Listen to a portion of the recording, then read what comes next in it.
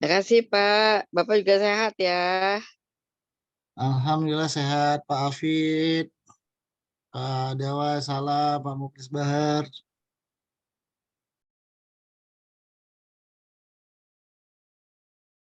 Oke, kita akan mulai nanti sebentar lagi ya, jam 4.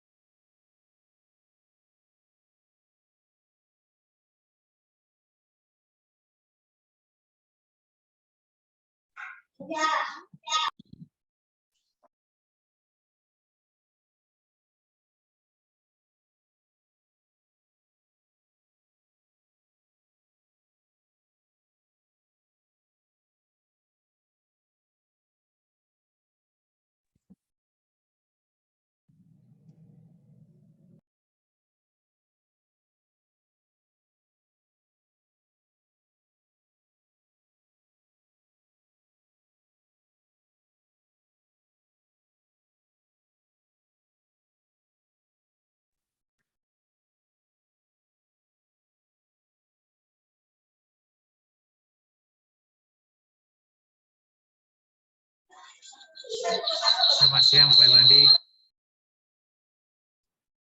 Selamat sore Pak Niko.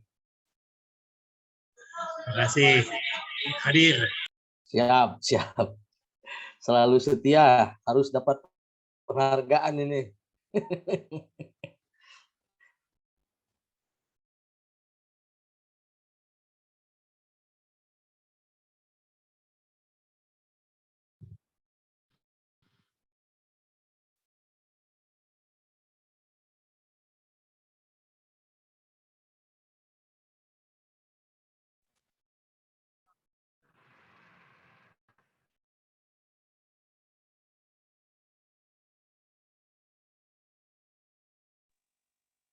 Minggu depan ada lagi ya Pak Irwandi?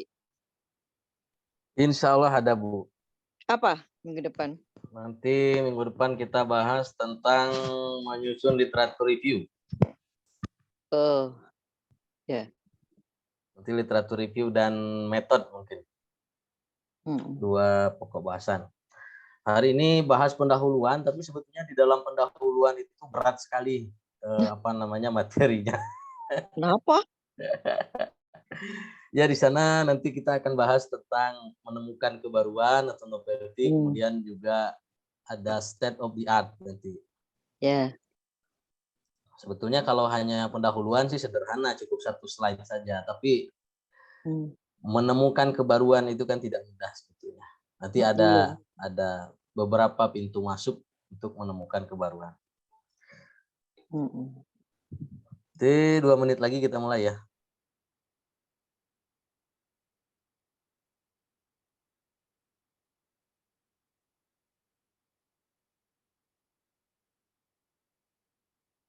Kalau kesimpulannya kapan?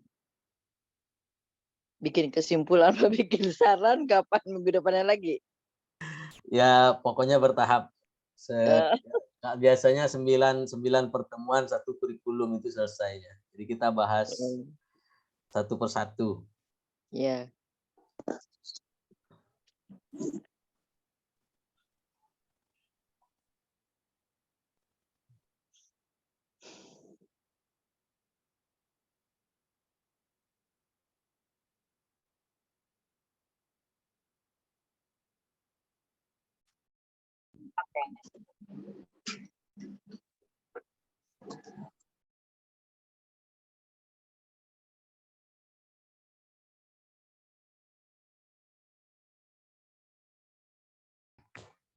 Oke, Bapak dan Ibu, waktu sudah menunjukkan jam 4 waktu Indonesia Barat.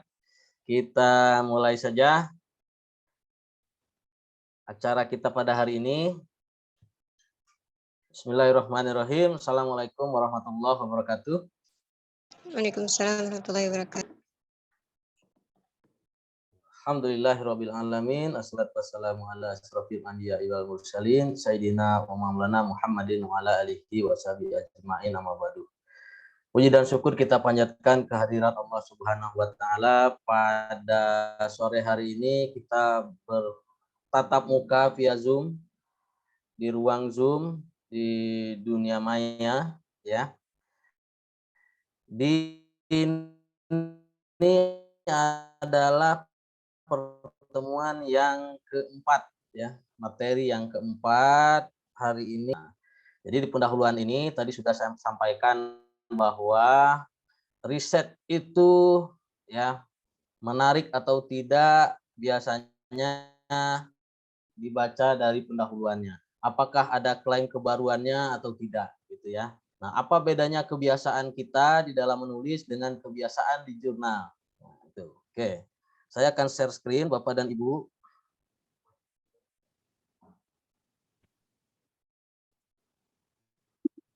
Sudah tampil Bapak dan Ibu?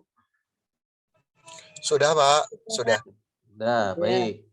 Jadi materi kita hari ini Bapak dan Ibu adalah bagaimana menguraikan pendahuluan di dalam menulis artikel jurnal ilmiah. Nah, di dalamnya nanti ada yang disebut dengan claim novelty itu. Nah, jadi pertama saya akan bahas tentang bagaimana posisi jurnal itu di dalam dunia ilmiah. Ya. Jadi jurnal itu adalah, kalau kita sebut, adalah dunia persilatan ilmiahnya para ilmuwan. Nah, jadi ilmuwan tidak bisa tidak masuk ke dalam dunia itu, ya, karena memang zamannya sekarang adalah zamannya jurnal. Kalau dulu misalnya zamannya zaman buku, orang berlomba-lomba membuat buku, saling berbantah-bantahan lewat buku. Nah, sekarang orang berbantah-bantahan itu lewat karya yang disebut dengan artikel jurnal ilmiah. Nah, apa sih isinya di jurnal itu? Isinya adalah pertarungan para ilmuwan di dalamnya.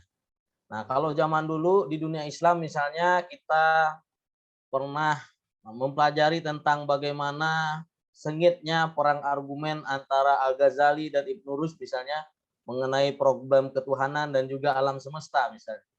Satu dari perspektif filsafat, satu dari perspektif sufi misalnya atau tasawuf.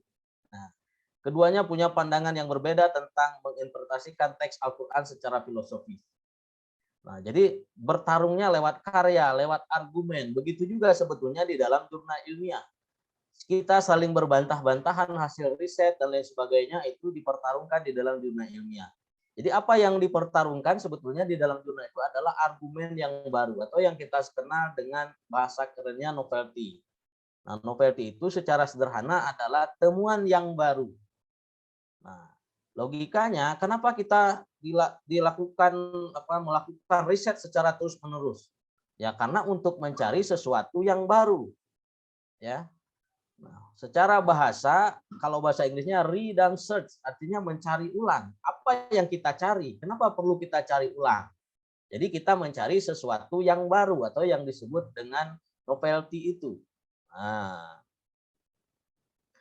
kemudian kemampuan peneliti itu terkadang hanya bisa menyusun deskripsi, tapi tidak membangun argumen. Nah, ini saya kasih contoh apa bedanya deskripsi dengan argumen. Misalnya, ini ada fenomena kemacetan di perempatan Gede Bage Kota Bandung misalnya, karena lampu mati sehingga banyak kendaraan dari berbagai jalur lewat berbarengan. Ini bukan sebuah argumen, tetapi ini adalah hanya sebuah deskripsi. Bercerita tentang suatu peristiwa. Kalau argumen itu dihasilkan dari analisis. Jadi berdasarkan hasil analisis di kota besar itu kemacetan terjadi misalnya karena tingginya volume kendaraan dan kelemahan manajemen lalu lintas. Ini yang disebut dengan argumen. Jadi kalau deskripsi itu menggambarkan, menguraikan fenomena apa adanya tanpa melakukan analisis. Ketika fenomena itu dianalisis, maka akan menghasilkan sebuah argumen. Argumen itulah yang disebut dengan big picture, ya, gambaran besar. Nah, kita itu melakukan penelitian sebetulnya untuk menghasilkan suatu argumen yang baru. Itulah yang disebut dengan novelty itu. Jadi pertanyaan kemarin, novelty itu di latar belakang atau di hasil? Novelty itu adanya di hasil penelitian. Nah, di latar belakang itu hanyalah klaim bahwa penelitian ini mengandung novelty. Itulah yang disebut dengan state of the art itu. Nah, kemudian riset dan kebaruan. Nah, secara ilmiah kita mencari pengetahuan baru itu harus dilakukan melalui kegiatan research, ya. Nah, apa yang penting dari kegiatan riset itu adalah menemukan kebaruan tadi atau novelty itu. Nah, terkadang suatu penelitian itu hanya mengulang-ulang saja dari penelitian sebelumnya, tidak memiliki unsur kebaruan baik dalam hal metodologi ataupun hasilnya ataupun perspektifnya. Nah, penelitian inilah semacam ini yang disebut dengan penelitian yang mubazir. Artinya apa? Tidak punya signifikansi terhadap pengembangan keilmuan. Kenapa tidak punya signifikansi terhadap pengembangan keilmuan? Karena tidak punya sesuatu yang baru yang ditawarkan. Artinya, riset itu hanya duplikasi saja dari penelitian-penelitian sebelumnya.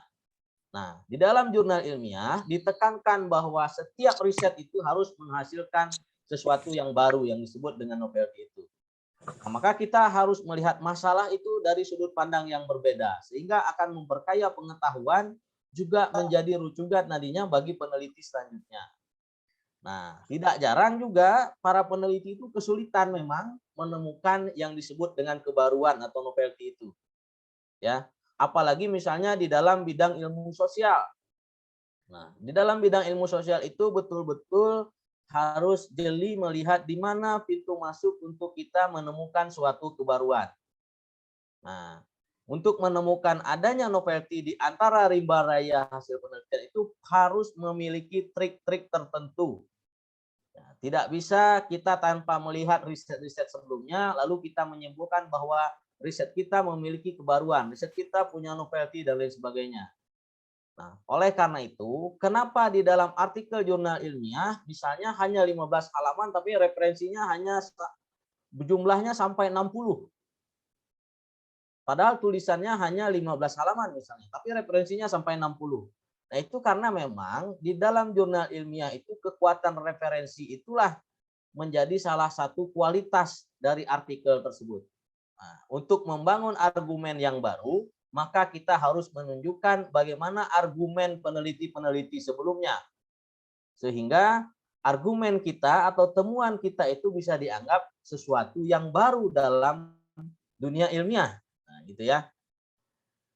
Oke, pertanyaan selanjutnya, apa sih sebenarnya novelty itu? Novelty itu pada dasarnya merupakan unsur originalitas atau suatu temuan atau argumen yang bersifat baru yang dihasilkan dari suatu riset. Artinya, kita harus menemukan apa yang belum ditemukan oleh peneliti lain sebelumnya. Kalau kita menemukan apa yang sudah ditemukan oleh peneliti lain sebelumnya, berarti hasil penelitian itu, riset itu tidak memiliki kebaruan.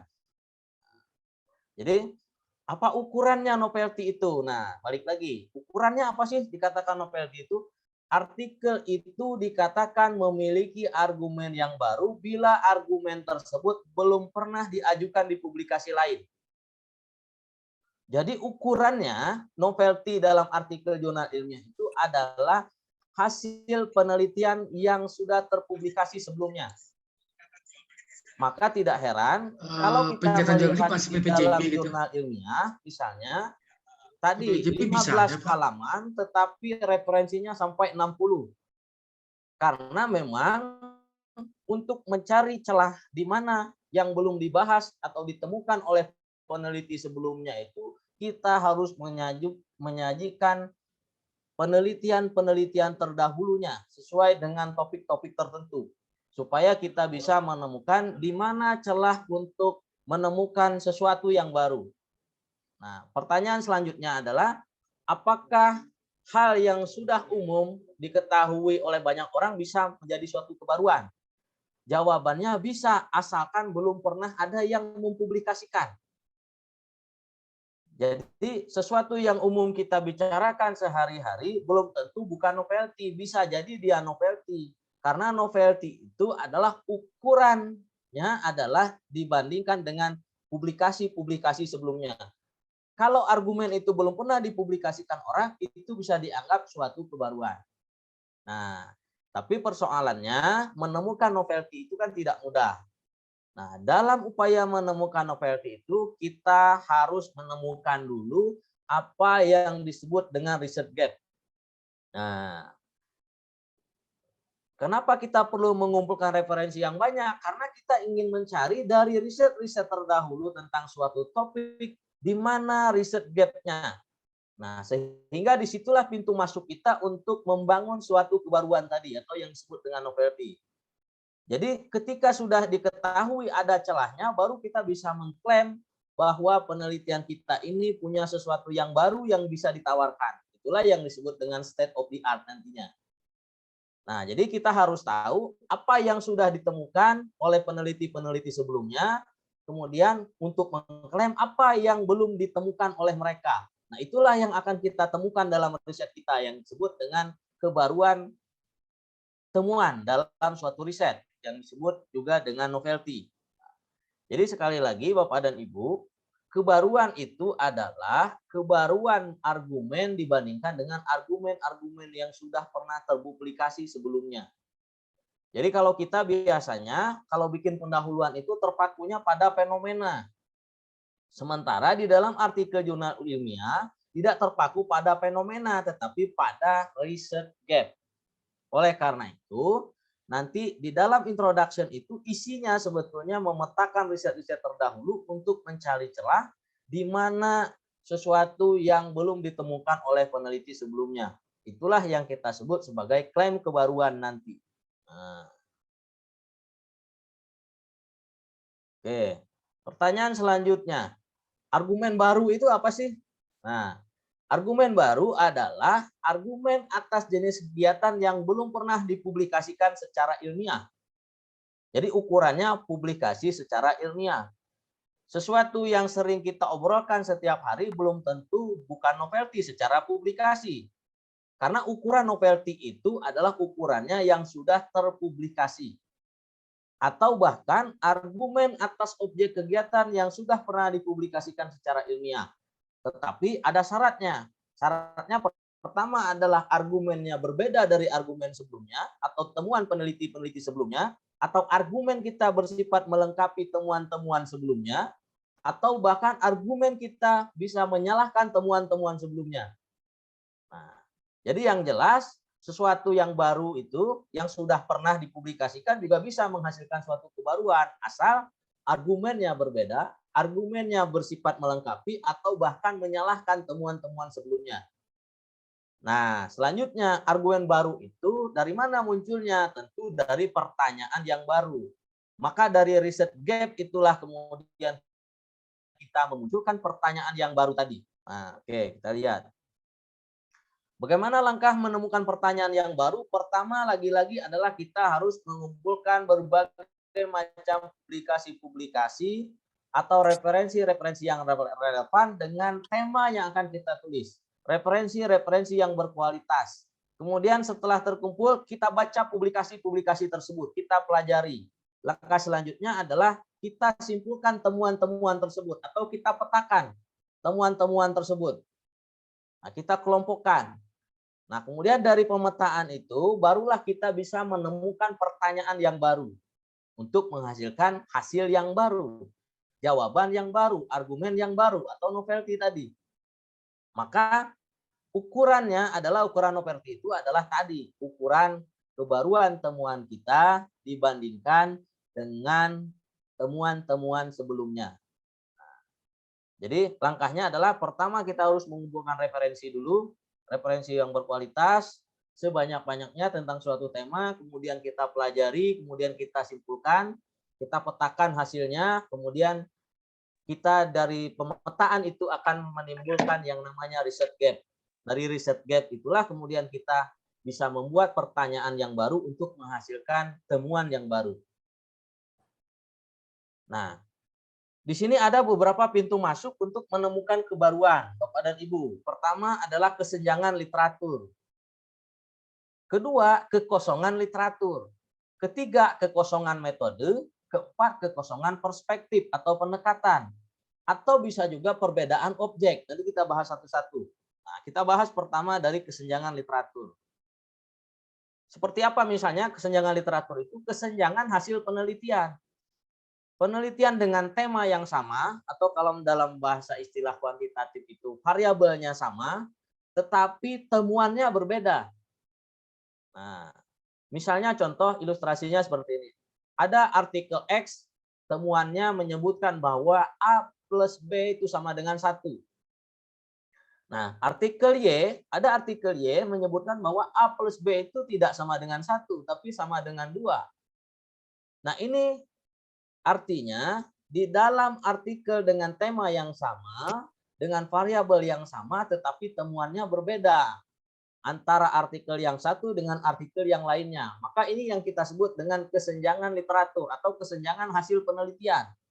Ada perbedaan, variabel yang ditelitinya sama atau tema yang ditelitinya sama, fenomena yang ditelitinya sama, masalah yang ditelitinya sama, tapi hasilnya berbeda.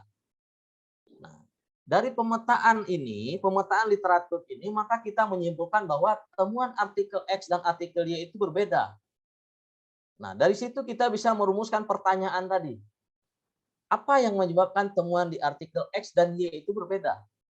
Sementara variabelnya sama, tapi temuannya berbeda.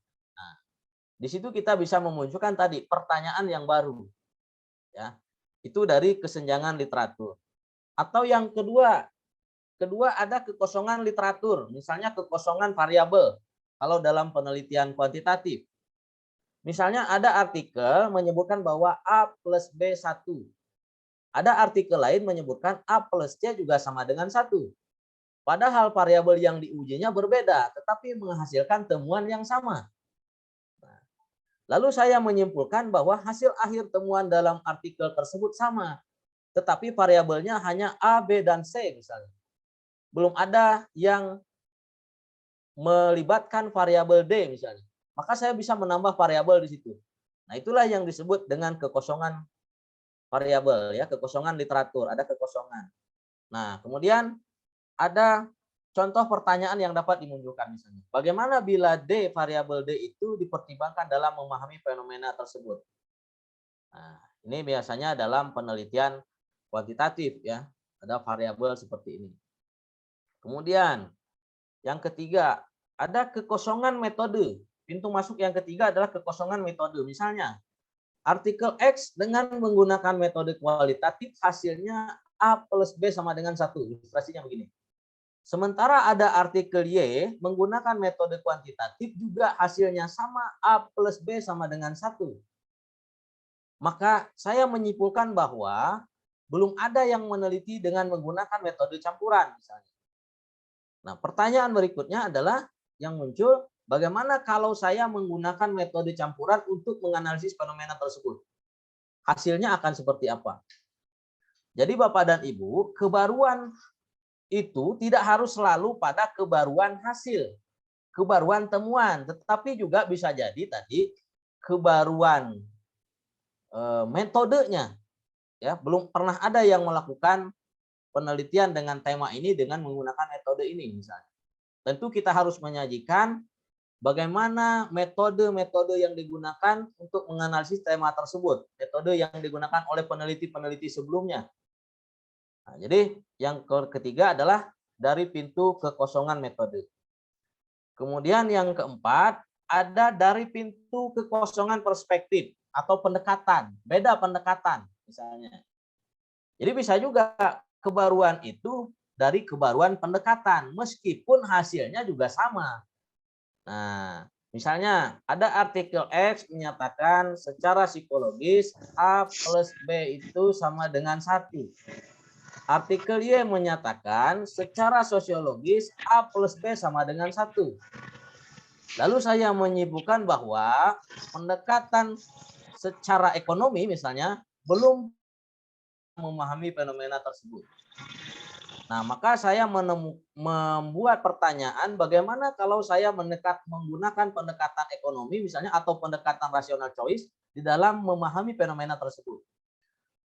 meskipun hasilnya sama, temuannya sama, tapi apabila digunakan perspektif yang berbeda, itu juga bisa disebut sebagai suatu kebaruan. Jadi tidak harus penelitian itu hasilnya yang baru. Nah, bisa juga hasil yang baru tetapi tidak mesti. Apalagi misalnya di dalam penelitian kuantitatif itu sangat sulit sekali untuk hasil itu bisa berubah di dalam pengujian. Misalnya secara logika dan juga secara teoritis pengaruh X terhadap Y itu dari dulu adalah positif misalnya. Tidak mungkin kita tiba-tiba melakukan penelitian hasilnya negatif. Lalu hasil penelitian kita akan dipertanyakan orang, kok bisa negatif? Karena secara logika dan secara fakta tidak mungkin hasilnya negatif, pengaruhnya pasti positif. Ketika kita menghasilkan temuan itu hasilnya negatif, maka akan dipertanyakan orang. Bisa hasil penelitian kita dibilang nih ngaco, ada sesuatu yang salah. Salah merumuskan kuesioner misalnya, salah di dalam menentukan sampelnya, atau salah dalam pengolahan datanya, atau bahkan tidak terjun ke lapangan untuk mengumpulkan data. Tetapi datanya dikarang saja misalnya. Kenapa? Karena dia secara logika dan secara teoritis itu tidak mungkin hasilnya negatif. Misalnya seperti itu. Nah, jadi kebaruan itu tidak harus selalu kebaruan terhadap hasil. Bisa juga kebaruan terhadap metode, juga kebaruan terhadap perspektif. Ya. Juga yang selanjutnya adalah perbedaan objek. Pertanyaannya, bisa nggak perbedaan objek itu melahirkan suatu kebaruan? Gitu ya. Nah, bisa iya, bisa tidak. Objeknya syaratnya adalah untuk menghasilkan suatu kebaruan, objek yang kita teliti itu harus memiliki karakteristik yang berbeda dari objek sebelumnya. Misalnya, kalau kita bidang ilmunya manajemen, tentu gaya kepemimpinan di institusi swasta atau perusahaan akan sangat berbeda dengan gaya kepemimpinan di institusi pemerintahan misalnya. Nah, swasta dan pemerintahan itu punya karakteristik yang berbeda institusinya. Nah, maka tentu bisa menghasilkan suatu temuan yang berbeda dari perbedaan objek itu. Tapi kalau misalnya karakteristiknya sama, lalu temuannya sama, itu tidak disebut sebagai suatu kebaruan. Meskipun lokasinya berbeda atau objeknya berbeda. Nah, jadi objeknya harus berbeda secara karakteristik, barulah bisa dia dikatakan menjadi pintu masuk untuk menemukan kebaruan. Jadi bukan hanya mengalihkan objek dari objek A ke objek B, tetapi memang harus berbeda secara karakteristik. Misalnya, terdapat publikasi yang menyatakan di kota A plus B sama dengan 1, misalnya. Nah, contoh pertanyaannya, bagaimana kalau misalnya saya pindahkan dengan tema yang sama, saya pindahkan lokasinya atau objeknya ke objek Y. Tapi dengan syarat objeknya punya karakteristik yang berbeda. Atau bahkan kita menguraikan bahwa di dalam suatu objek itu terdapat dua karakteristik yang berbeda misalnya. Nah, jadi belum tentu kita memindahkan lokasi dari kota A ke kota B lalu bisa menghasilkan suatu temuan yang baru. Jadi tidak secara otomatis. Tetapi kita harus melihat karakteristik objek yang kita telitinya sama atau beda. Kalau misalnya sama, kemungkinan hasilnya juga akan tetap sama.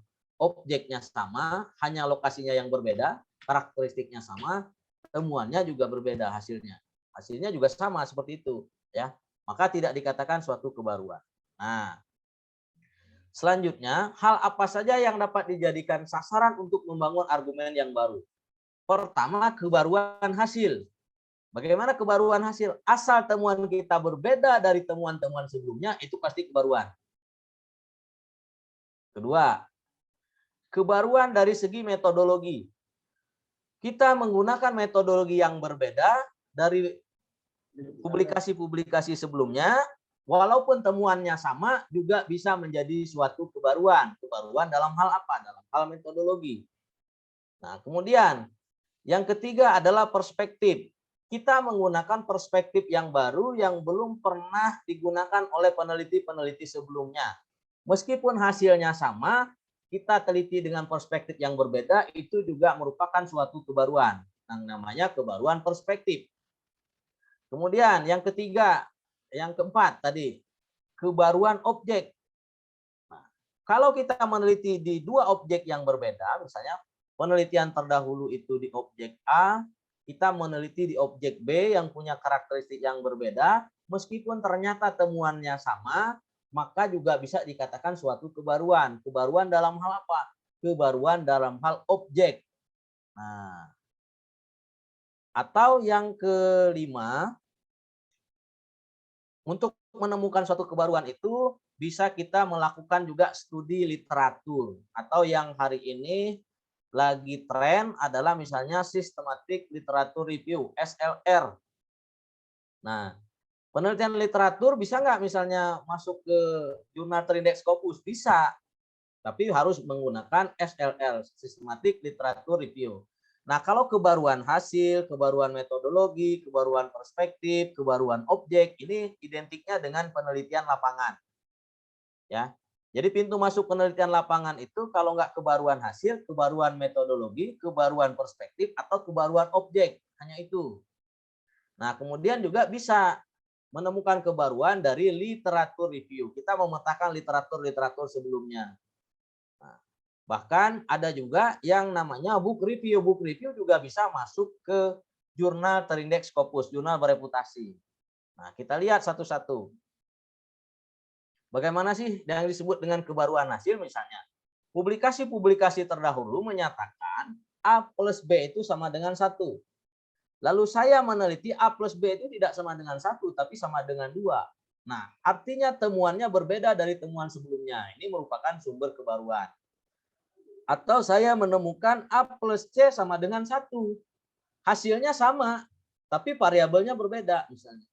Atau E plus B sama dengan 1 dan seterusnya.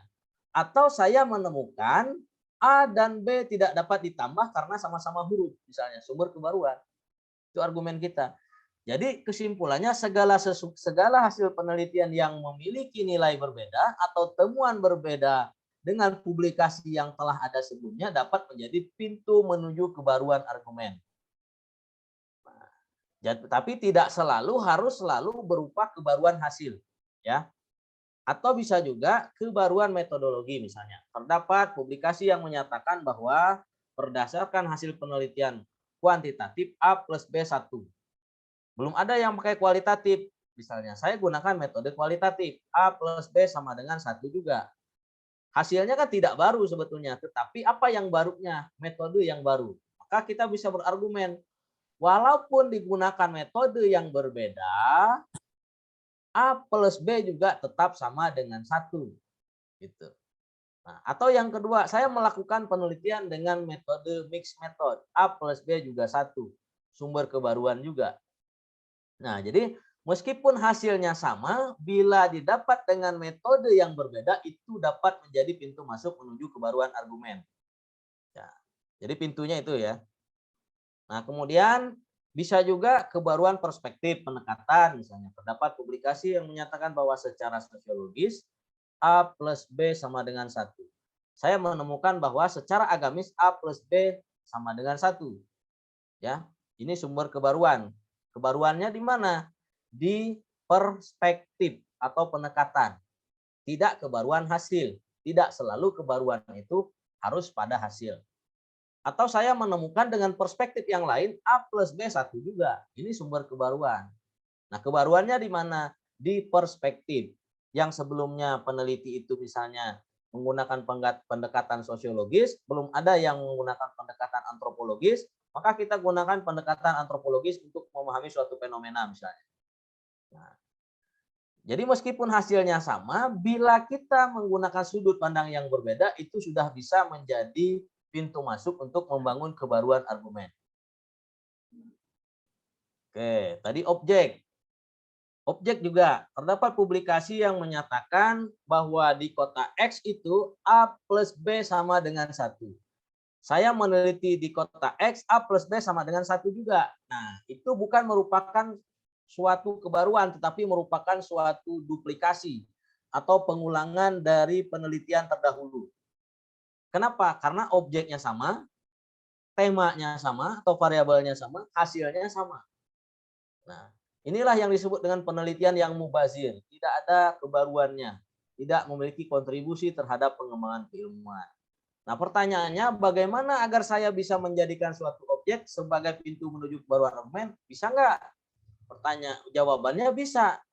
Jadi saya menemukan bahwa di kota X sebelah barat dan sebelah timur misalnya karakteristiknya berbeda, namun temuannya sama. Jadi meskipun penelitiannya di kota yang sama dan hasilnya sama, namun saya mendetailkan bahwa ada perbedaan karakteristik antara sebelah barat dan sebelah timur di kota X, meskipun hasilnya sama juga, itu juga dapat menjadi pintu menuju kebaruan argumen. Jadi tidak selalu kebaruan itu sekali lagi harus kebaruan kepada hasil penelitian. Nah, contoh yang kedua. Terdapat publikasi yang menyatakan bahwa di kota X A plus B 1. Saya menelitinya di kota Y. Tentu dengan karakteristik yang berbeda dengan kota X. Nah, meskipun hasilnya sama, tetapi itu dikatakan memiliki kebaruan dalam hal apa? Dalam hal objek. Nah, lalu bagaimana kita bisa menjadikannya sebagai suatu kebaruan? Yaitu tadi syaratnya adalah X dan Y itu dari segi objeknya harus memiliki karakteristik yang berbeda, meskipun temuannya juga pada akhirnya sama. Nah, tetapi kebaruannya di mana? Kebaruannya dalam hal objek dengan karakteristik yang berbeda. Jadi meskipun hasilnya sama, tapi karena menunjukkan perbedaan karakteristik antara kota X dan kota Y, itu juga bisa menjadi pintu menuju suatu kebaruan.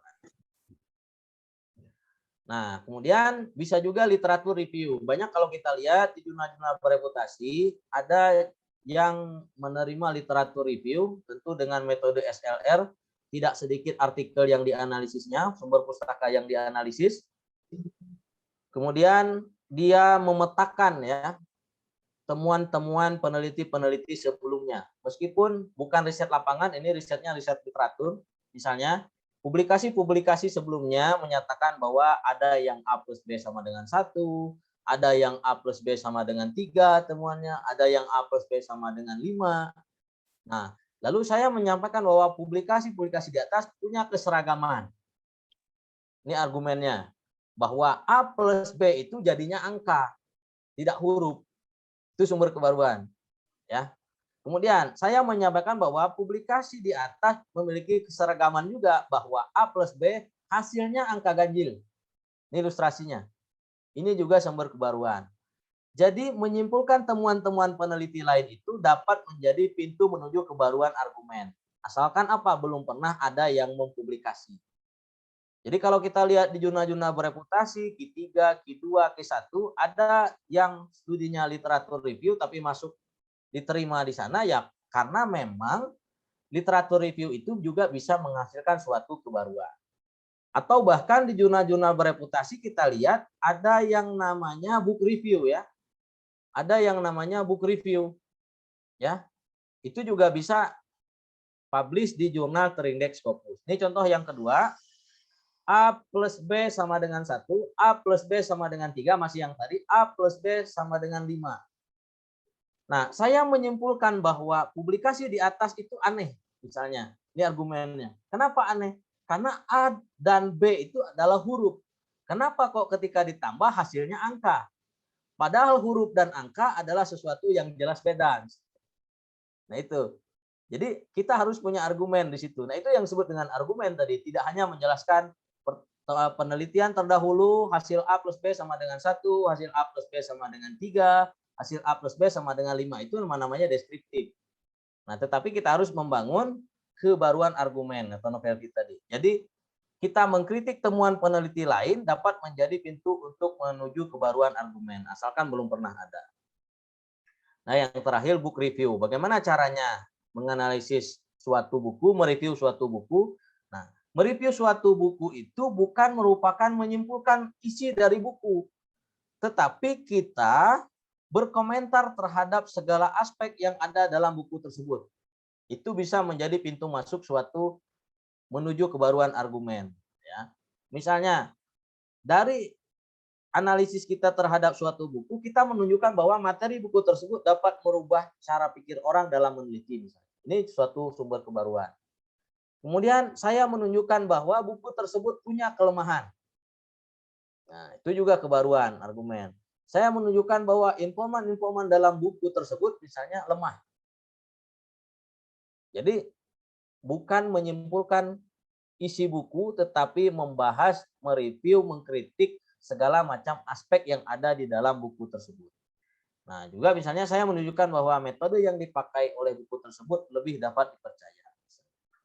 Jadi selain penelitian lapangan, penelitian pustaka, atau juga book review itu bisa juga menemukan suatu kebaruan dan bisa publish di jurnal-jurnal bereputasi, terindeks Scopus ataupun WOS. Jadi tidak harus penelitiannya harus selalu penelitian lapangan. Bisa juga literatur review, ya, atau juga book review. Juga bisa masuk ke jurnal bereputasi, terindeks Scopus. Nah, kemudian bagaimana mengubah hasil penelitian menjadi argumen baru? Nah, ini keterkaitan dengan pembahasan hasil penelitian nanti. Caranya gimana? Langkahnya pertama adalah kita harus membaca ulang literatur review, pemetaan literatur tadi. Kemudian membaca ulang pertanyaan yang kita ajukan tadi, celah tadi.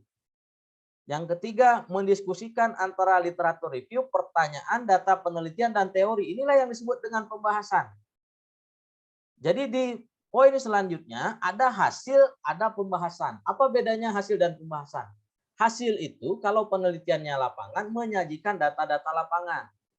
Apa itu pembahasan? Nah, pembahasan itu nanti atau diskusi itu kita mendiskusikan antara literatur review, pertanyaan penelitian tadi, data penelitian, dan juga teori. Nah, analisis dari itu semua, pembahasan dari itu semua akan menghasilkan argumen yang baru yang disebut dengan novelty tadi. Nah, selanjutnya kita bahas bagaimana menguraikan tadi introduction, ya. Jadi introduction itu atau pendahuluan, bagian pendahuluan itu disebut juga dengan latar belakang atau rasional penelitian. Nah, biasanya cara penguraiannya, penulisannya adalah dari umum ke khusus. Nah, perlu diingat bahwa status ilmiah harus disertai dengan sumber acuan, data, dan referensi. Artinya kalau kita merujuk pada suatu sumber, harus kita cantumkan sumbernya dari mana, referensinya. Terkecuali itu adalah pernyataan umum atau pernyataan pribadi dari peneliti di dalam menguraikan suatu narasi, itu tidak perlu sumber acuan. Tetapi kalau kita merujuk pada suatu pendapat, pada suatu referensi, maka harus kita cantumkan. Nah, di sana juga harus berisi wawasan pemecahan masalah. Juga harus berisi state of the art, klaim kebaruan tadi, setelah memetakan research gap. Kemudian diakhiri dengan rumusan tujuan penelitian. Nah, ini yang harus diperhatikan di dalam nanti menyusun yang namanya pendahuluan. Jadi kalau di dalam jurnal-jurnal internasional bereputasi, pendahuluan itu tidak pernah panjang berhalaman-halaman sebagaimana kebiasaan kita menulis. Ada yang hanya 3-5 paragraf saja pendahuluan itu. Sementara di kita misalnya bimbing skripsi, tesis, disertasi, ada mahasiswa yang sampai 10 halaman, 8 halaman bikin latar belakang. Terlalu banyak informasi yang mubazir dan tidak fokus yang disajikan. Sementara di dalam artikel jurnal ilmiah itu harus fokus langsung pada pokok permasalahannya. Nah, tetapi banyak tidaknya harus melihat contoh dari jurnal target yang kita tuju.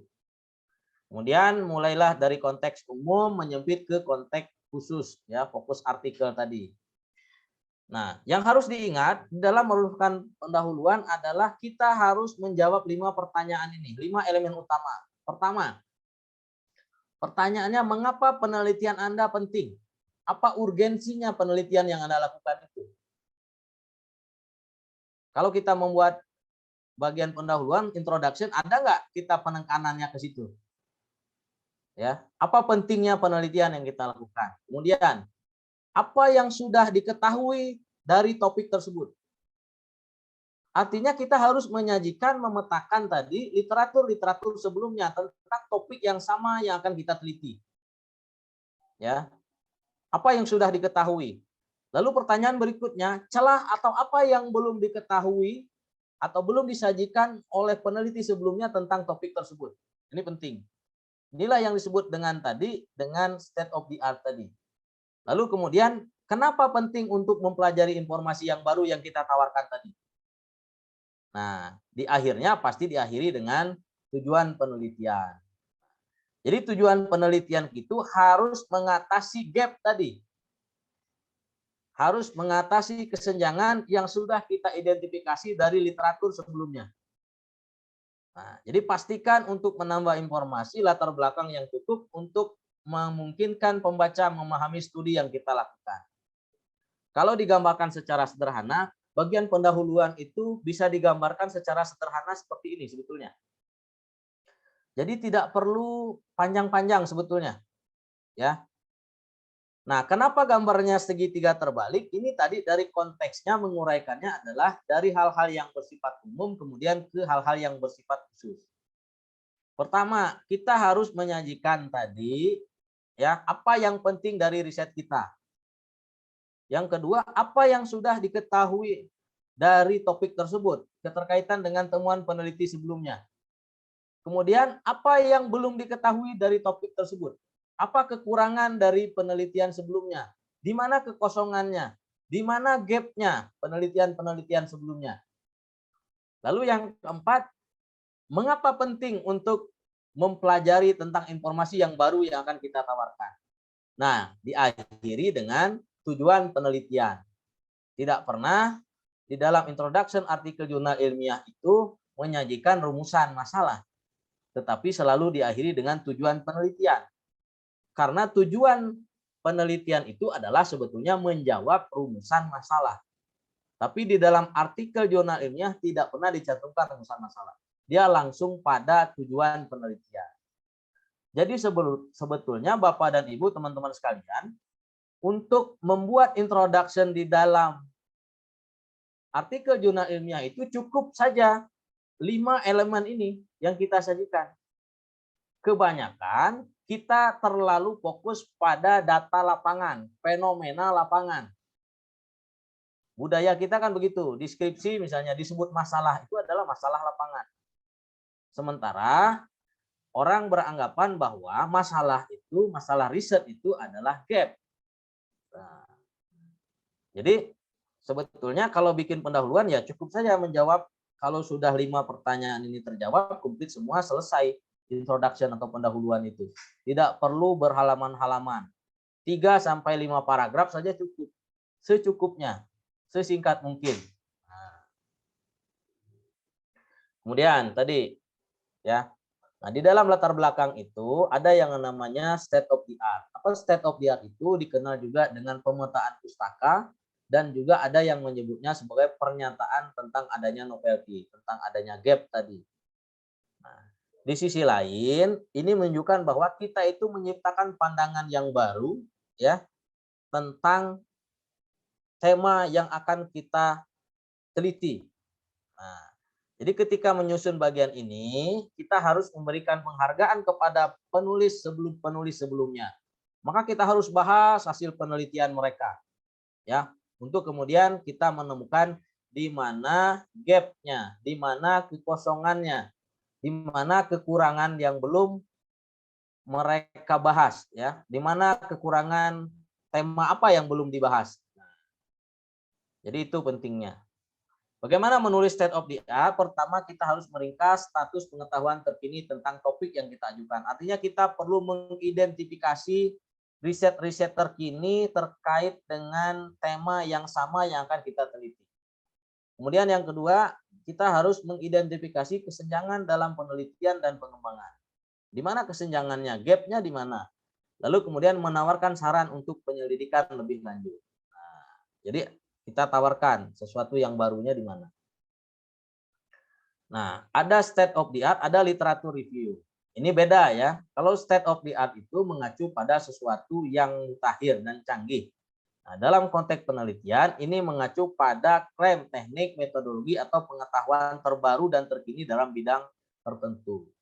Sedangkan literatur review itu mengacu pada tinjauan komprehensif dari semua penelitian-penelitian dengan topik tertentu. Nah, jadi semua peneliti-peneliti kita bahas di sini dengan topik yang sama, kemudian kita akan jadikan sebagai landasan di dalam menemukan suatu kebaruan tadi. Nah, utamanya bagaimana perbedaannya? Kalau state of the art berfokus pada informasi terkini, sementara literatur review itu memberikan gambaran yang lebih komprehensif dari semua penelitian yang tersedia. Jadi pertanyaannya, berapa banyak penelitian terdahulu yang harus kita kumpulkan? Ya, sebanyak-banyaknya. Ya. Nah, sebanyak-banyaknya. Kenapa? Untuk mengklaim bahwa penelitian kita memiliki kebaruan, kita harus menyajikan bagaimana penelitian yang lamanya seperti apa. Barulah kita bisa melihat di mana pintu masuk kita untuk membangun atau menemukan sesuatu yang baru. Nah, ini adalah contoh state of the art yang saya ambil dari jurnal manajemen kalau tidak salah Q1 ya. Jadi di satu paragraf ini penulis menyajikan begitu banyak referensi. Nah, inilah yang disebut dengan mapping tadi. Dia memetakan posisi riset-riset terdahulu untuk kemudian menemukan celah di mana gap-nya. Nah, ini contohnya ya. Oke. Saya akan tunjukkan satu artikel lagi.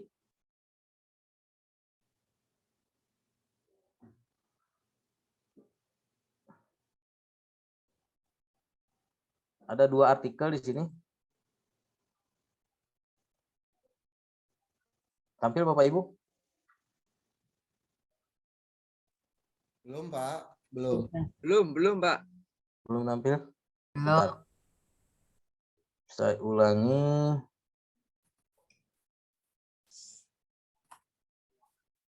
Ya, muncul, Pak. Muncul ya? Ya. Oke, nah ini yang tadi yang disebut latar belakang, introduction ya. Ini tidak banyak, cuman beberapa paragraf saja. Sampai sini sudah metodologi. Jadi cuman 1 halaman saja. Nah, di mana yang disebut dengan riset gap tadi ya di sini. Jadi pertama kita memetakan bagaimana posisi penelitian-penelitian terdahulu ya tentang suatu topik, tentang suatu tema, kemudian kita melihat di mana celah untuk kita menemukan kebaruan tadi. Ya.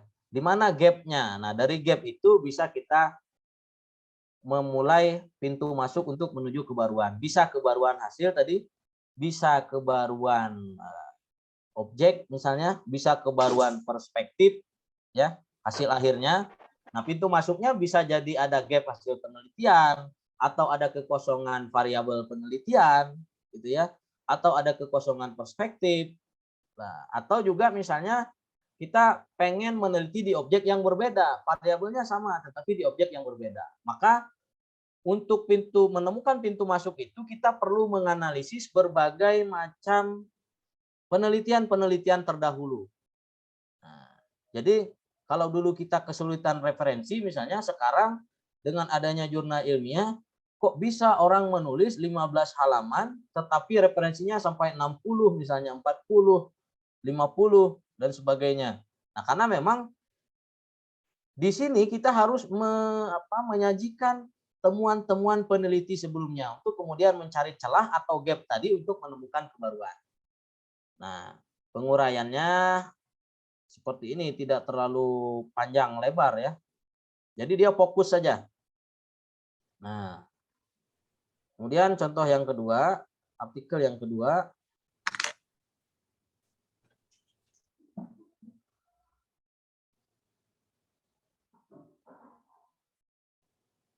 Tampil yang ini? Belum, Pak. Belum. Oke, saya ulangi.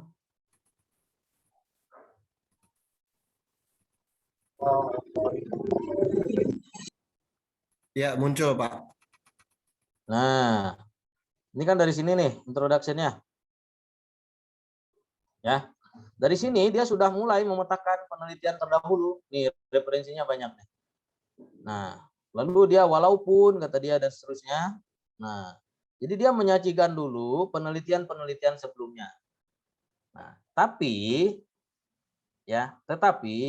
intinya adalah ketika kita merumuskan introduction itu haruslah ada poin-poin yang tadi.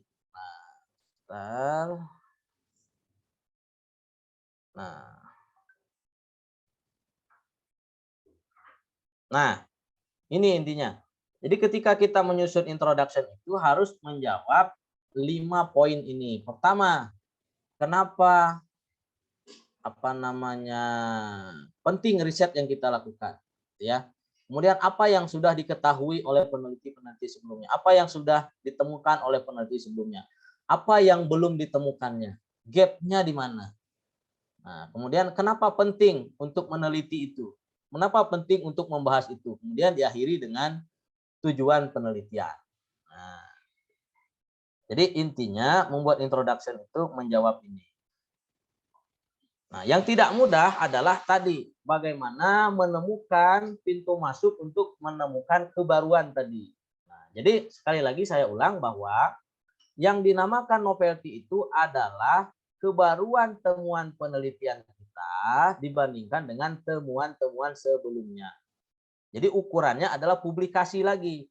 Kalau kita mengklaim artikel kita ini punya kebaruan, maka kita harus menyajikan artikel yang lamanya temuannya seperti apa.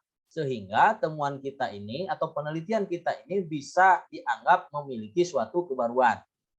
Nah, terkadang kita mengklaim kebaruan tetapi tidak menyajikan yang lamanya seperti apa.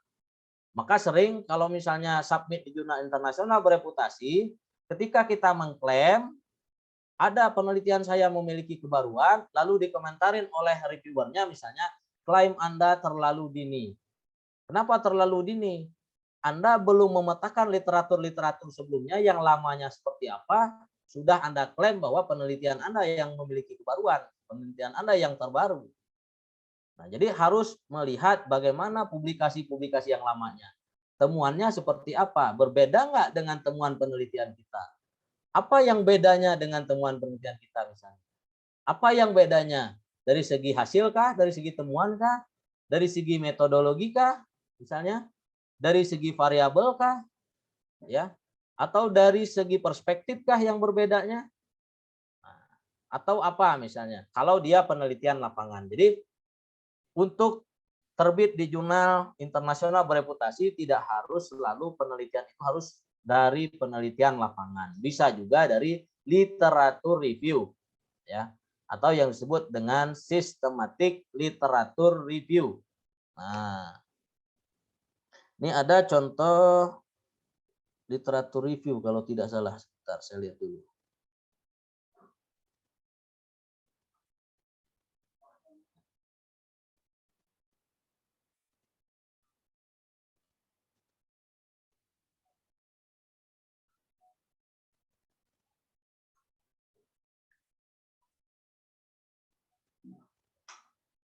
Yang ini tampil, Pak? Tampil, Pak. Tampil. Oke, tampil. Nah, ini contohnya. Ini contoh tentang riset literatur review, systematic literatur review, and research agenda. Berapa artikel yang dia bahas di sini, yang dia teliti ini? 279 paper dari yang publis antara tahun 1996 sampai 2020. Nah, ini riset literatur yang benar itu seperti ini. Jadi betul-betul dia memaparkan tentang memetakan literatur-literatur. Ya, beda dengan kita. Kalau kita caplok disebutnya metodenya literatur. Tapi literatur itu tidak seperti itu sebetulnya. Literatur itu adalah ini yang dimaksud dengan systematic literatur review. Nah, artikel yang dianalisisnya nggak main-main, 279 paper dari tahun 96 antara tahun 96 sampai 2020. Bayangkan peneliti mengumpulkan referensinya sebanyak itu untuk kemudian dia pelajari, dia simpulkan, dia petakan untuk membangun argumen yang baru. Ya. Atau bahkan book review misalnya. Tentu Bapak dan Ibu sudah sering melihat bahwa di jurnal-jurnal bereputasi juga menerima artikel book review. Ya, yang publish di jurnal terindex Scopus ataupun WOS. Jadi memungkinkan selain penelitian lapangan juga bisa penelitian literatur, bahkan juga book review. Oke Bapak dan Ibu, itu saja mungkin yang dapat saya paparkan untuk sore hari ini. Selanjutnya kita adakan sesi diskusi. Saya serahkan kepada Pak Afid untuk membantu sesi tanya jawab, sesi diskusi. Silakan Pak Afid. Oke, alhamdulillah. Terima kasih Pak Irwandi, Bapak dan Ibu yang kami hormati. Terima kasih sudah hadir. Bagi Bapak dan Ibu yang baru pertama kali hadir, ini adalah pertemuan kita yang keempat. Jadi ini sesi keempat. Kalau Bapak dan Ibu baru bergabung, baru hari ini hadir dalam pelatihan yang kami adakan, ini adalah pertemuan keempat. Jadi kita udah berjalan sekitar 4 minggu. Dan kita akan lanjut rencananya itu antara 9 atau 12 kali pertemuan. Jadi sampai ke ujung. Sampai ke bagaimana submit nanti. Bapak dan Ibu.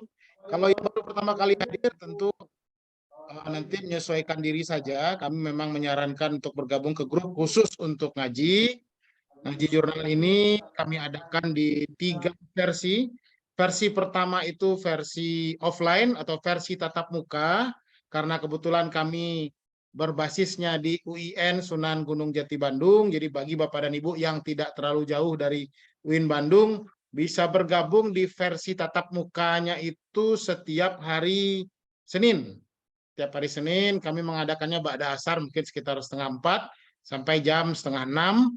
Lalu di hari Rabu biasanya, hari ini emang kami percepat ke Selasa, kita pindah khusus untuk hari ini. Hari Rabu itu kita adakan versi online, ngajol, ngaji jurnal online. Lalu kami juga akan rilis khusus ngaji jurnal untuk mahasiswa. Jadi ini khusus versi dosen. Kami akan rilis besok, hari Kamis, bukan besok, lusa pada hari Kamis, ngajamah, ngaji jurnal mahasiswa, tapi kami rilis tahap pertama ini versi tatap mukanya. Untuk versi tatap maya nanti kami lihat apakah permintaannya banyak atau tidak. Jika banyak permintaannya untuk versi mahasiswa tatap maya, maka kita akan coba adakan tatap maya. Bapak dan Ibu yang kami hormati, terutama pada hari ini adalah bulan Ramadan, kita mudah-mudahan yang kita lakukan sore ini dianggap sebagai amal ibadah untuk Allah Subhanahu wa taala. Amin. Kita akan masuk ke sesi tanya jawab. Sesi tanya jawab atau sesi diskusi akan selesai pada pukul 5.30. Jadi akan kita batasi. Saya akan coba baca pertanyaan dari kolom chat dulu Pak Irwandi. Saya Khotimatul, mahasiswa S2 Undip. Barangkali Pak Ibu ada yang fokus. Oke, ini Ibu Khotimatul mengajak berkolaborasi. Beliau fokusnya di pertanian atau agribisnis. Oke, ada Pak Niko. Oke.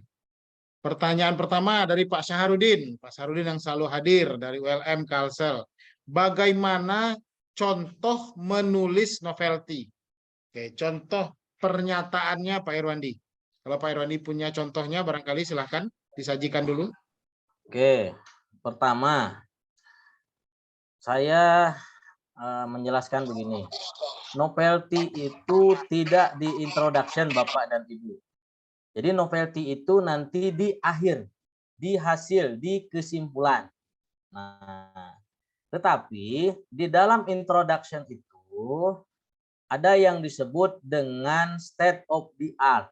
Nah, secara sederhananya state of the art itu adalah klaim peneliti bahwa penelitiannya memiliki temuan yang baru, akan memiliki temuan yang baru, akan menghasilkan sesuatu yang baru. Ya, itu dulu. Jadi novelty itu secara sederhananya temuan yang baru. Nah, temuan itu logikanya baru ada temuan kalau risetnya sudah dilakukan. Artinya sudah ada hasil penelitian dan pembahasan, kemudian bisa kita tarik suatu kesimpulan. Jadi novelty itu adalah hasil, ya. Nah, di dalam introduction itu adalah tadi pintu masuk untuk kita menemukan novelty ada atau tidak, ya. Nah, dari riset-riset sebelumnya. Jadi ada celah dari riset sebelumnya, berarti kita bisa pintu masuk tadi untuk menghasilkan sesuatu yang baru. entah kebaruan hasil, ya, itu pasti di akhir. Kemudian kebaruan metodologi itu juga di akhir. Argumennya pasti di akhir. Kenapa? Karena misalnya bisa jadi metodologinya berbeda, tapi hasilnya sama. Nah, kesimpulan temuan baru itu nanti di akhir. Atau dengan perspektif yang berbeda. Ya. Jadi yang disajikan dalam introduction itu bukan novelty, tetapi hanya klaim peneliti bahwa penelitian ini akan mengandung novelty di dalam temuannya. Gitu ya. Nah, ini tadi sudah disajikan di sini.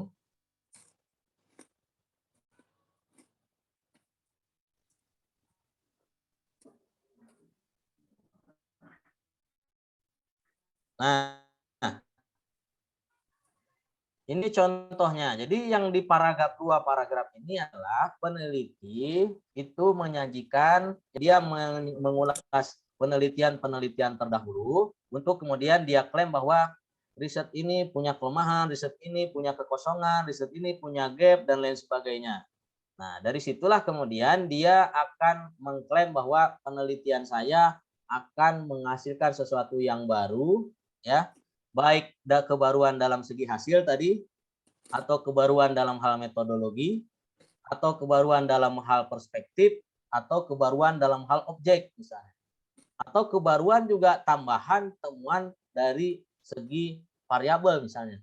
Ada variabel yang baru yang dimasukkan sehingga nanti hasilnya menemukan sesuatu yang baru yang disebut dengan novelty. Jadi sekali lagi novelty itu adalah temuan yang baru, di mana temuan itu dihasilkan dari proses penelitian.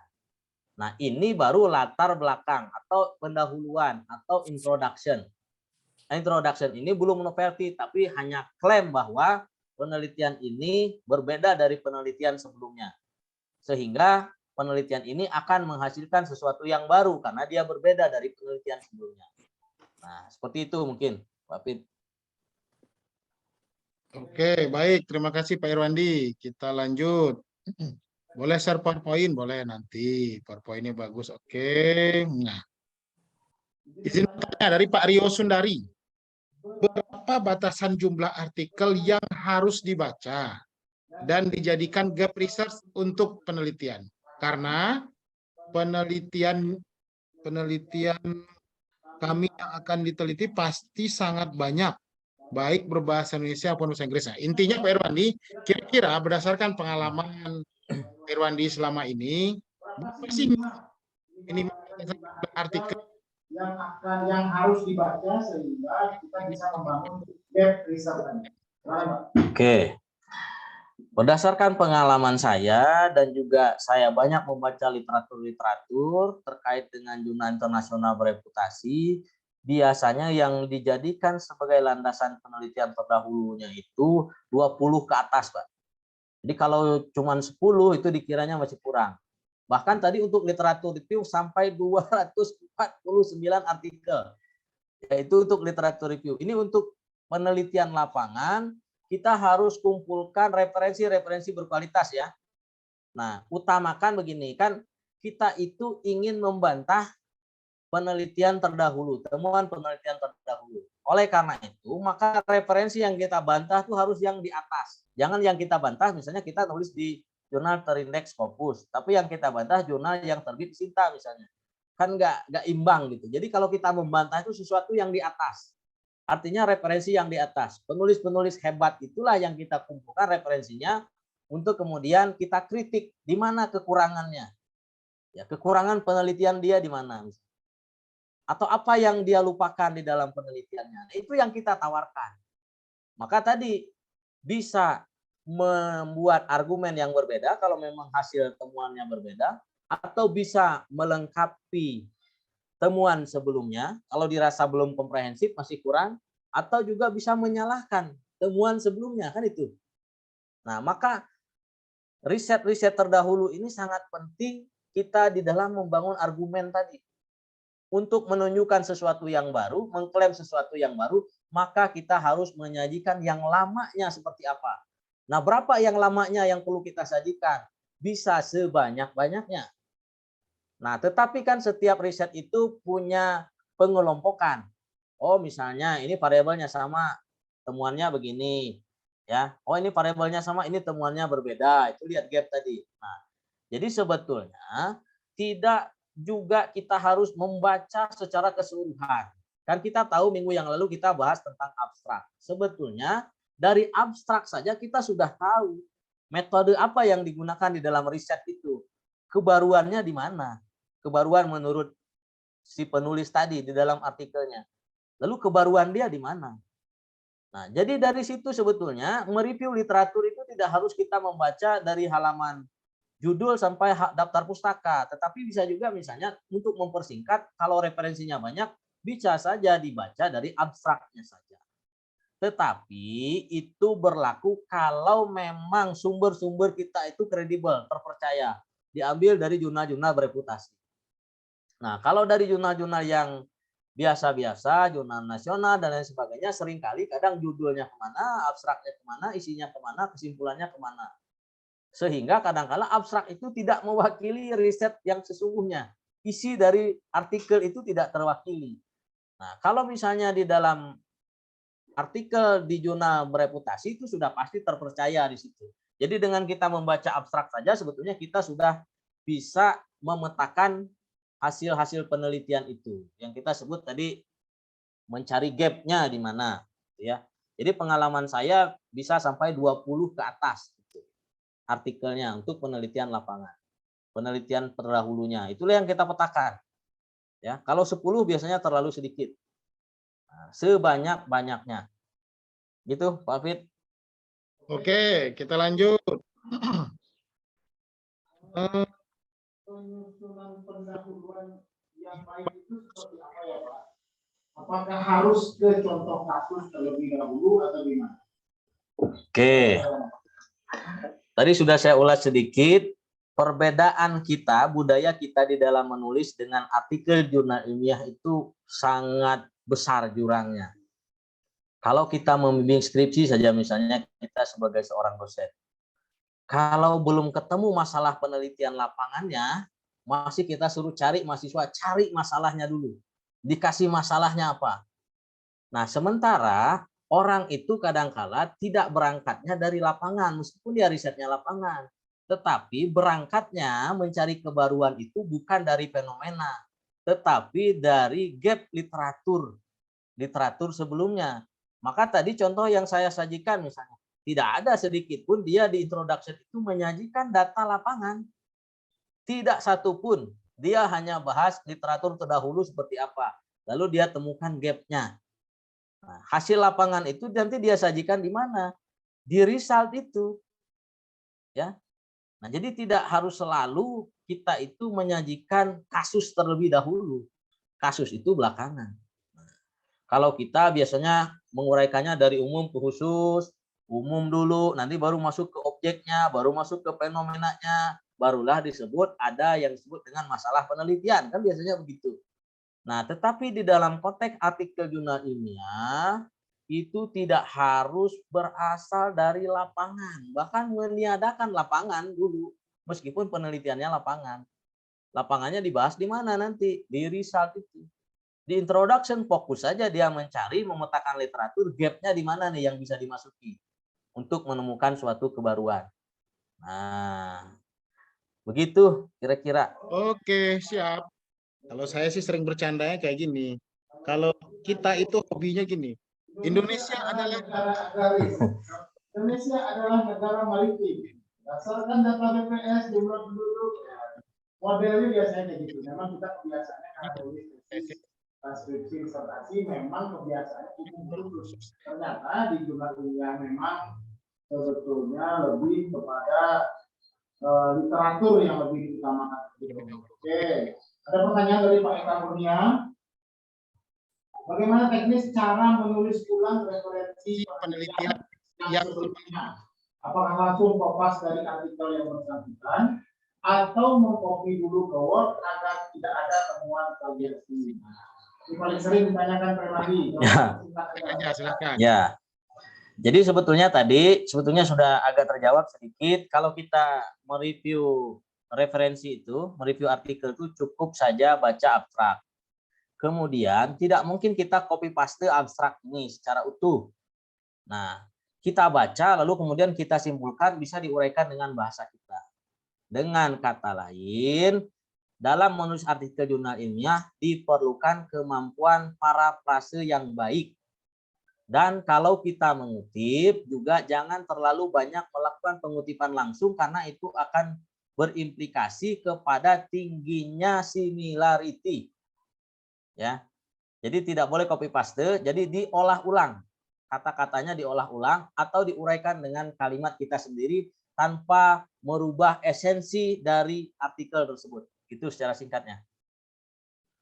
Oke, kita lanjut nih Pak Tommy Handra. Mohon maaf karena di sana hujan deras, jaringan menurun kualitasnya. Kita lanjut. Pertanyaan dari Ibu Mutiara Titani MSc Apoteker.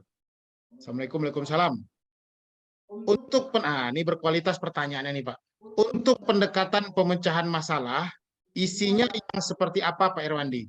Ini kayaknya pendekatan yang digunakan untuk menemukan novelty tadi. Seperti apa menurut Pak Irwandi kira-kira? Oke, tadi ada disajikan wawasan pemecahan masalah. Nah, itu maksudnya gini. Masalah dalam konteks tadi adalah gap. Ya. Nah, apa yang kita tawarkan untuk memecahkan persoalan tersebut? Gap tadi. Kan gap tadi harus kita jawab. Gitu kan? Nah, disitulah kemudian kita menawarkan sesuatu. Ya. Entah dengan metodologi yang barukah, dengan pendekatan yang barukah untuk memahami fenomena tersebut, ya, untuk memahami masalah tersebut, ya, gap tersebut, bagaimana menjawab pertanyaan tadi. Nah, itulah yang disebut pendekatan dalam pemecahan masalah tadi. Nah, sederhananya seperti itu. Oke, berarti kemarin di waktu ngaji jurnal offline yang di PB UIN kita juga bicara soal ini. Hari ini kita bicara soal ini, kayaknya nanti Bapak dan Ibu, kita akan coba adakan satu kali pertemuan untuk bagaimana sih caranya memetakan isi artikel-artikel yang akan kita jadikan referensi. Berarti kan pendahuluan itu ya, kemampuan orang untuk memetakan referensi yang sudah diambil. Ya. Kemudian pemetaan itu menemukan gap. Ya, menemukan gap atau celah. Gap research-nya. Nah, itu dapat yang state of the art gitu ya. Ya. Oke, nanti inspirasi Pak Ibu, saya coba nanti adakan satu kali pertemuan bagaimana caranya melakukan pemetaan terhadap literatur-literatur yang sudah kita sebut tadi. Oke, kita lanjut pertanyaan berikutnya. Amin. Ada doa dari Pak Iko, guru kami, guru kami Pak Iko Jayasinya sehat selalu. Mohon maaf kami nggak bisa hadir kemarin. Waktu Pak Iko-nya. Oke, kita lanjut pertanyaan cukup bagus nih dari Weni Arjuna Wiwaha. Pak Irwandi, apakah saat melakukan literatur itu secara otomatis sudah terlihat state of the art-nya? Silakan Pak. Ya, tujuan kita memetakan literatur itu sebetulnya untuk apa? Yaitu untuk menemukan tadi gap-nya di mana. Ya. Jadi kalau kita memetakan literatur dengan tema yang sama, maka dari sana kita akan melihat ya di mana gap-nya. Tidak secara otomatis, tapi itu adalah kemampuan seorang peneliti melihat di mana gap-nya, di mana celahnya. Gitu ya. Jadi sekali lagi itu tidak secara otomatis, tetapi itu adalah kemampuan seorang peneliti mereview referensi untuk kemudian menemukan gap-nya di mana, celahnya di mana sebagai pintu masuk untuk dia menemukan kebaruan yang berbeda dari temuan sebelumnya. Jadi nggak ada yang secara otomatis sebetulnya, sekalipun menggunakan alat juga tidak, ya. Jadi harus punya kemampuan juga peneliti itu. Oke, kita lanjut. Pertanyaan dari Ibu Listiawati. Ibu Listiawati kemarin nanya soalnya minggu kemarin, tapi nggak kita jawab. Janjinya dijawab pada pertemuan ini, tapi sepertinya udah dijawab Bu ya. Berapa jumlah halaman minimal dan maksimal artikel untuk terbit di jurnal Indeks Scopus? Ini berdasarkan pengalaman ya. Ya, jadi setiap jurnal itu punya kebijakan yang berbeda-beda. Kalau misalnya jurnal di Indonesia yang terindeks Sinta maupun Scopus, rata-rata mereka punya aturan jumlah, bukan jumlah halamannya yang mereka hitung, tetapi jumlah kata. Misalnya jurnalnya bikin author guideline-nya harus artikel itu minimal 6.000 kata misalnya. Nah, 6.000 kata itu kalau di satu spasikan kira-kira 15 halaman. Tetapi sekali lagi, setiap jurnal itu punya kebijakan yang berbeda-beda. Ada yang tidak memperhatikan jumlah halaman, ada yang 7, 8, 9, ada yang memang 15 ke atas, ada yang 20, ada juga yang sampai 25. Tapi 25 itu bukan isinya, biasanya ada banyak seperti lampiran, appendix dan lain sebagainya. Jadi umumnya ya hanya belasan, Bu. Ya, hanya belasan sampai 20 biasanya. Begitu. Nah, saya ingin bahas satu nih, Pak Fit. Beberapa waktu yang lalu kita pernah pelatihan post viewer ya. Pernah pelatihan post viewer. Lalu banyak orang bertanya kepada saya dan Pak Afid, apakah bisa dengan post viewer itu kita menemukan novelty? Saya jawab no. Ya. Jadi post viewer itu hanya membantu kita memetakan topik-topik riset yang sudah umum dilakukan oleh orang, yang sudah pernah diteliti, dan mana yang masih jarang diteliti temanya. Jadi kemampuannya hanya sampai situ. Logikanya begini, dari tema yang sedikit, dari riset yang masih sedikit tentang suatu tema, kan akan lebih mudah bagi kita untuk mencari kebaruannya di mana. Mencari celahnya di mana, mencari gapnya di mana. Karena referensinya tidak terlalu banyak. Nah, kenapa riset yang sudah umum dilakukan sulit cari novelty-nya? Ya karena referensinya juga terlalu banyak, memetakannya sulit. Celahnya sulit, karena rata-rata sudah dibahas semua oleh peneliti sebelumnya. Nah, maka lewat post viewer kita bisa mencari topik-topik riset yang masih jarang dilakukan oleh orang. Nah, dari sana kita bisa menentukan, oh tema ini masih jarang. Sehingga tema ya tersebut masih jarang, referensinya masih jarang, pintu masuk untuk menemukan kebaruannya masih mudah. Tapi untuk mencari gap tadi, apakah bisa? Dengan post viewer tidak bisa. Kita harus download artikelnya, harus kita baca, harus kita petakan, baru di situ baru kita bisa menemukan yang namanya research gap tadi untuk membangun state of the art. Jadi jangan sampai pakai post viewer lalu bilang ini sudah menghasilkan suatu kebaruan. Tidak, jadi dia hanya menyeleksi tema sebetulnya. Membantu peneliti atau periset itu menentukan tema-tema yang masih jarang diteliti oleh peneliti-peneliti sebelumnya. Sehingga karena masih jarang, pintu masuk untuk membangun kebaruan argumennya masih mudah, mencari gapnya masih mudah karena referensinya tidak terlalu banyak. Seperti itu, Pak Fit. Oke, kita lanjut. Ada pertanyaan dari Pak Tommy Apra Santosa nih, bagus. Assalamualaikum, waalaikumsalam. Izin bertanya Pak Irwandi. Bagaimana cara publish jurnal internasional bereputasi yang free gratis? Nah, ini biar saya yang jawab. Caranya pertama bikin artikel, kedua submit, ketiga kalau disuruh revisi, keempat terbit, beres. Jadi ini pertanyaan yang susah dijawab ya. Jadi bagaimana cara publish jurnal gratis? Ya submit di tempat jurnal gratis, kalau accepted pasti gratis. Beres. Lanjut. Pertanyaan dari Pak Tommy juga. Bagaimana cara membuat Prisma dalam SLR dan meta analisis? Ikut pelatihannya, Pak. Itu Pak Tommy ya. Jadi nggak mungkin dijawab Pak Irwandi. Sekejap mata. Wah, Prisma jelasin lagi berapa kali pertemuan. Ikut aja pelatihannya. Banyak di internet ya teman-teman kami yang juga menyediakan pelatihan-pelatihan berbayar. Prisma, SLR, meta analisis. Oke, kita lanjut. Perkenalkan saya Mutiara. Oke, salam kenal. Oh, ini udah tadi ya. Mutiara tadi sudah dijawab ya. Pendekatan pemecahan masalah. Itu sudah dijawab. Oke, Pak Niko, terima kasih. Jadi post viewer hanya alat bantu memetakannya Pak dari diam kali ya. Iya Bu. Nanti Ibu buka YouTube. Di YouTube itu nanti ketik aja YouTube. Go Aca Demuca. Nah di situ ada video pelatihan post viewer yang kami adakan. Ada video judul videonya kayak gini, pelan-pelan mahir menggunakan post viewer dari OP kalau nggak salah. Nanti Ibu lihat di situ simak aja, kalau nggak salah sekitar 2 jam. Dari situ Ibu akan paham bagaimana menggunakan post keyword dan POP pelan-pelan, karena pelatihannya memang masih pelan-pelan.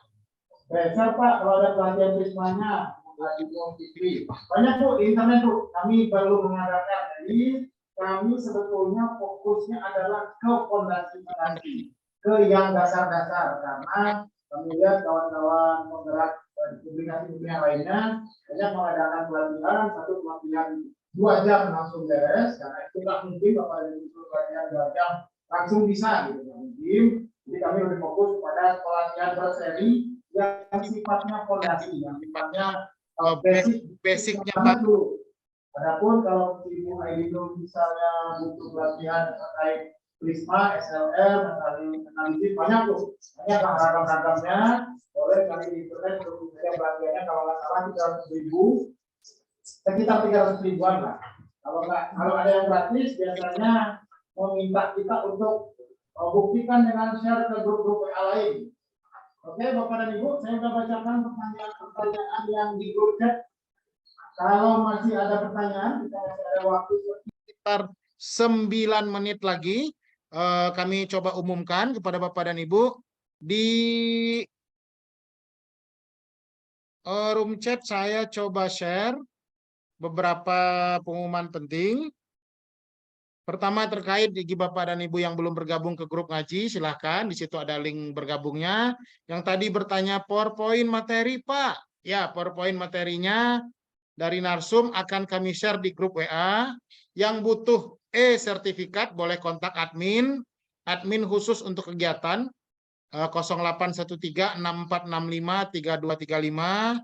Lalu kalau yang ingin mengulang-ulang materi pertemuan yang keempat ini, rekaman kegiatan akan kami upload di YouTube dan linknya akan kami share di grup WA binaan kami. Nah, kami mohon maaf untuk pelatihan yang seri ketiga, volume 1 nomor 3, memang belum sempat kami upload ke YouTube karena keterbatasan waktu dan karena memang serba mepet, serba Ramadan ini.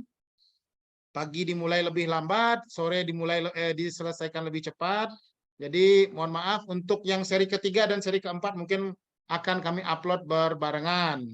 Bagi Bapak dan Ibu yang butuh konsultasi dan penampingan untuk terbit, Jurnal Nasional, Sinta 65432, Jurnal Terindeks Scopus, jalur fast track, jalur reguler, boleh kontak admin kami di 0812 1409 8443 atau 0812 1489 9069, ada di room chat. Kalau khusus kegiatan juga ada itu Pak Agus nanti yang akan mendampingi. Oke, sudah tinggal 8 menit Bapak dan Ibu, saya dan Pak Irwandi posisinya masih di markas Manglayang Regency, membutuhkan waktu sekitar 20 menit untuk kembali ke rumah untuk berbuka. Pak Irwandi silakan closing statement saja. Untuk pertemuan Bapak dan Ibu, pertemuan berikutnya kemungkinan besar akan kita adakan Rabu minggu depan. Mungkin kita akan membahas soal metode Pak Irwandi ya. Oh ya, sorry. Di pertemuan yang kelima kita akan bahas soal read ref, literatur review, bagaimana membangun literatur review atau membuat literatur review, serta bagaimanakah menulis atau menyatakan metode yang benar atau yang mumpuni atau yang bagus atau yang dianggap bagus untuk jurnal bereputasi. Itu kita adakan hari Senin minggu depan sekitar pukul 4 juga kita mulai. Oke, silakan Pak Irwandi. Baik, terima kasih Bapak dan Ibu. Tentu di dalam menulis adalah suatu proses. Jadi tidak mungkin sekali ikut pelatihan itu langsung bisa. Ya. Tetapi harus sering-sering berlatih. Misalnya tadi yang beratnya, makanya tadi saya bilang di awal bahwa materinya sebetulnya tentang pendahuluan ini cukup 2 slide. Tapi di dalam pendahuluan itulah tadi mengandung yang namanya state of the art itu. Nah, bagaimana cara mencarinya? Pintu masuk untuk menemukan kebaruannya itu kan tidak mudah. Nah, kunci awalnya adalah Bapak dan Ibu harus mencari berbagai macam referensi, mengumpulkan berbagai macam referensi, kemudian membaca referensi, tidak harus dari halaman awal sampai halaman akhir, tapi kalau jurnal bereputasi sebetulnya untuk mengetahui apa sih isi dari artikel itu cukup dengan membaca abstrak. Nah, dengan begitu kita akan lebih mudah untuk memetakan atau mapping dari artikel-artikel sebelumnya untuk menemukan yang namanya research gap tadi. Nah, dari gap itulah kemudian kita membuat pintu masuk untuk menemukan kebaruan argumen. Bisa kebaruan hasil, bisa kebaruan dari segi metodologi, bisa kebaruan dari segi perspektif, ya, bisa kebaruan dari segi objek misalnya. Atau kalau Bapak dan Ibu ingin penelitiannya literatur review, ya berarti referensinya harus lebih banyak lagi, bisa sampai ratusan. Nah, yang sistematik literatur review. Jadi pertanyaan selama ini misalnya, bisa nggak literatur review masuk ke jurnal bereputasi Trendeks Fokus? Jawabannya bisa. Jangan literatur review, book review juga bisa. Tetapi ada caranya masing-masing. Jadi tidak harus selalu penelitian itu penelitian lapangan. Jadi ada penelitian lapangan, ada literatur review, ada juga book review, itu bisa dipublikasi di jurnal internasional bereputasi. Nah, mudah-mudahan ilmu yang kita sharing hari ini bermanfaat bagi kita semua. Terima kasih Bapak dan Ibu. Mohon maaf apabila ada yang kurang berkenan. Akhir kata, sebagai closing statement, saya ucapkan terima kasih. Billahi taufiq wal hidayah. Wassalamualaikum warahmatullahi wabarakatuh. Waalaikumsalam warahmatullahi wabarakatuh. Waalaikumsalam warahmatullahi Jumpa di ngaji jurnal yang wabarakatuh. kelima. Ibu Listewati, terima kasih Bu ya. Pak Ahmad Samsudin, terima kasih selalu hadir. Pak Purnama Putra selalu hadir, terima kasih. Kita berjumpa minggu depan. Kalau kami di Bandung mungkin sekitar setengah jam lagi akan berbuka. Selamat berbuka puasa bagi yang menunaikan ibadah puasa pada hari ini.